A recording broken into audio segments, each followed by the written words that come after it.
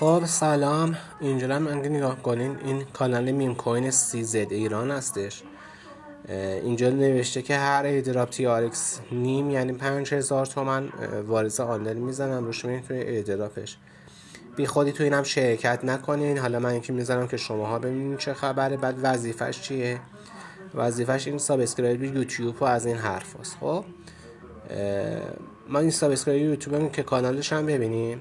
خب این میزنم اینو، بزنین چیزا دیگه هم ببینیم، پست چنلش هم ببینیم.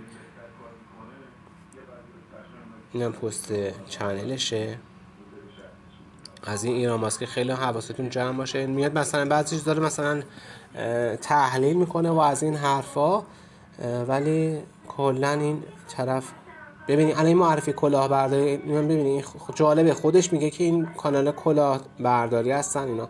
دقیقاً اومدم کانال معرفی هم گذاشته، ولی خودش هم کلاهبرداره.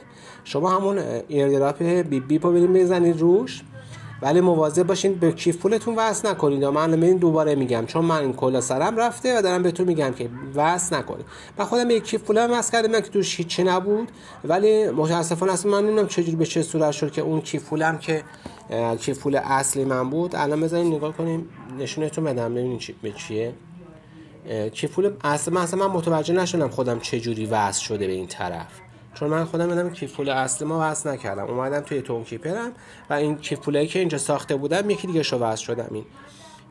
خب الان بذار من تو کیف پول اصلی خودم میرم. ببینید شما این اصلیمه، ببینید توناشو خارج کرده، تمام تونا رو این ورداشه. این منفی 700 نات بوده، ببخشید ناتا رو.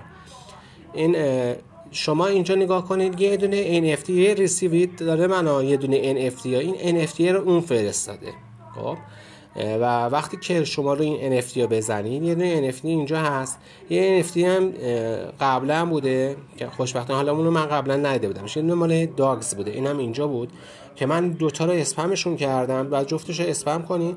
وقتی میایین تو والت اونجا چرخدنه بالا رو ببینید میزنین، چرخدنه بالا رو که زدین میایین تو این قسمت توکنز، ببینید که ستاره داره توکنز رو فشار میدین میزنین میاد اینجا تو این قسمت ویسیبل اون بالش توکن زده، اون بالش هم کلکتیبلز زده. خب کلکتیبلز زده. این دوتا بودن، این دوتا رو میفرسته. خب شما وقتی که روش بزنین تمام نات کویناتون رو ور میداره. اگه داگز هم داشته باشین داگزاتون رو صفر میکنه. این خودش کلاهبرداره و تازه میاد میگه که کانال کلاهبرداری نه من رفلار بگیرین و از این حرفا. شما همین بی بشه دیگه. اون بچه‌ای که الان مشترک هستن دیگه وارد شدن، میدونن شما تو همون سایت هانیپات که بزنید مشخصه که طرف کلاهبرداره.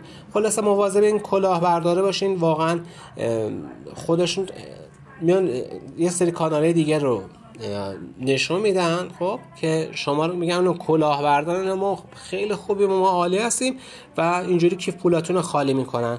مواظب باشه هر موقع هم که خواستین کیف پولاتون رو بگه همچین ایردراپ هایی که اصلا تیک آبی ندارن واسه کنین، بیاین چند تا کیف پول درست میکنین. بیا مثلا به این کیف پول من که هیچی توش نیست میام به این واسه میشه. وقتی واسه شدین و می‌خواست واریز انجام بده و یا مثلا برداشتی بکنه، میاد اینجا یه پیام براتون میاد. خب پیام میاد که مثلا میخوام وصل بشم که مثلا واریز کنم. مثلا واریز میکنه چی بهتون میفرسته؟ یه دونه NFT میفرسته. اون NFT به محض که اومد تو کیف پولتون شما کافیه فقط روش کلیک کنه. عین لینک هایی میمونه که میگن تقلبی روش نزنین و حسابای بانکیتون خالی میکنن. اینا همینجوره. به محض اینکه میزنین کل کیف پولتون خالی میشه. بنابراین میگن چند تا کیف پول درست کنین و به همچین ایردراپ هایی که ناشناسن اینو وصل کنین، این کیف پولتون رو وصل کنین. ببینیم الان این کیف پول وصله. خب من خودم نمیدونم اصلا چجوری رفته بودین روی این والت اصلیم، حالا احتمالا حواسم نبوده اولی کار به اون وصل شده بوده و بعد اومدم این یکی رو وصل کردم. خلاصه رو بازم الحمدلله زیاد خبری تو کیف پولم نبود، 700 نات بیشتر نبود.